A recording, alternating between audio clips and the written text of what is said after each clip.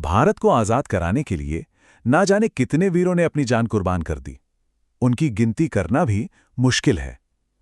आज हम एक ऐसे ही महान नायक की कहानी जानेंगे जिनका नाम है अशफाक उल्लाह खान। तो चलिए इसी सवाल का जवाब ढूंढते हैं। आखिर ऐसा क्या हुआ कि एक शायर जिसकी पहचान उसकी कलम से थी, उसने देश की आज़ादी के लिए हथियार उठा लिए। तो कहानी शुरू होती है उस शख्स से जो क्रांतिकारी बनने से बहुत पहले एक कवि था, एक बहुत होनहार स्टूडेंट था और जिसके दिल में देशभक्ति कूट कूट कर भरी थी। तो अशफाक उल्लाह खां का जन्म हुआ था 22 अक्टूबर 1900 को उत्तर प्रदेश के शाहजहांपुर में। एक पठान परिवार में पले बड़े और बचपन से ही ना पढ़ाई में बहुत होशियार थे। साथ ही उन्हें उर्दू शायरी का भी गजब का शौक था। वो हसरत तखल्लुस से मतलब अपने पेन नेम से कविताएं भी लिखा करते थे। लेकिन जैसे जैसे वो बड़े हो रहे थे, उन्होंने अपनी आंखों से ब्रिटिश हुकूमत के जुल्म देखे। जलियांवाला बाग जैसा भयानक नरसंहार हुआ। इन सब चीजों ने उनके नौजवान दिलो दिमाग पर बहुत गहरा असर डाला और बस वहीं से उनके दिल में आज़ादी की वो आग जल उठी। और बस यहीं से उनकी जिंदगी का एक नया चैप्टर शुरू होता है।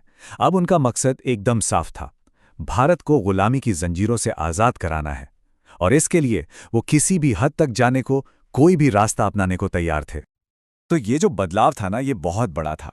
एक तरफ थे हसरत जो शायरियों में अपनी बात कहते थे और दूसरी तरफ थे अशफाक जो अब क्रांति के रास्ते पर चलकर देश की किस्मत बदलना चाहते थे। उन्हें यह बात समझ आ गई थी कि अब सिर्फ बातों से, सिर्फ लिखने से काम नहीं चलने वाला। और इसी आग को लेकर जब वो आगे बढ़े तो उनकी मुलाकात हुई रामप्रसाद बिस्मिल और चंद्रशेखर आजाद जैसे महान क्रांतिकारियों से। यहीं वो शामिल हुए हिंदुस्तान रिपब्लिकन एसोसिएशन में, शॉर्ट में कहें तो HRA, एक ऐसा ऑर्गेनाइजेशन जिसका एक ही मकसद था, हथियारों के दम पर एक सशस्त्र क्रांति के जरिए देश को आज़ाद कराना। इस संगठन में जितने भी नौजवान थे ना, उन सब की आंखों में सिर्फ एक ही सपना पलता था, भारत माता को गुलामी की बेड़ियों से आज़ाद कराना। और अपने सपने के लिए वो अपनी जान की बाजी लगाने से भी पीछे नहीं हटने वाले थे।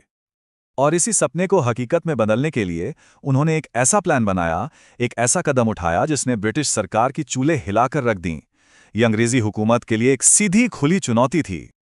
वो तारीख थी 9 अगस्त 1925। भारतीय स्वतंत्रता संग्राम के इतिहास में ये तारीख हमेशा के लिए दर्ज हो गई। इसी दिन काकोरी में उस मशहूर ट्रेन एक्शन को अंजाम दिया गया था। प्लान बिल्कुल सीधा और साफ था। काकोरी स्टेशन के पास अंग्रेजों की ट्रेन को रोकना है, उसमें जो सरकारी खजाना जा रहा है उसे अपने कब्जे में लेना है और फिर उसी पैसे का इस्तेमाल आज़ादी की लड़ाई को आगे बढ़ाने के लिए, हथियार खरीदने के लिए करना है। मतलब मकसद चोरी नहीं बल्कि आज़ादी के लिए फंड्स जुटाना था। और जैसा कि होना था, काकोरी की ये खबर पूरे देश में आग की तरह फैल गई। इस एक घटना ने ब्रिटिश सरकार को बुरी तरह हिला दिया।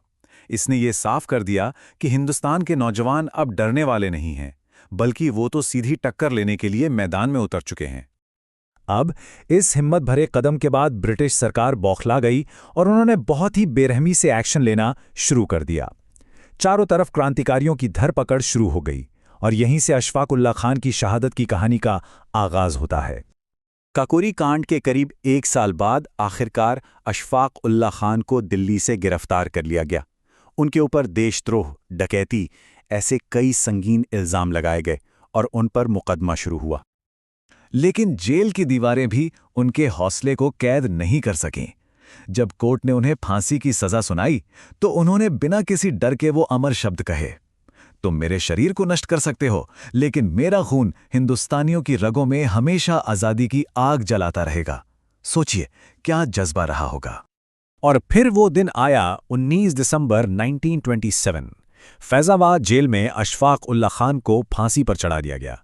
उसी दिन रामप्रसाद बिस्मिल और ठाकुर रोशन सिंह को भी फांसी दी गई और उनसे 2 दिन पहले 17 दिसंबर को राजेंद्र लाहिड़ी शहीद हुए थे। ये चारों वीर इतिहास में काकोरी के शहीद के नाम से अमर हो गए। लेकिन अशफाक उल्लाह खान की शहादत सिर्फ एक जान का जाना नहीं था।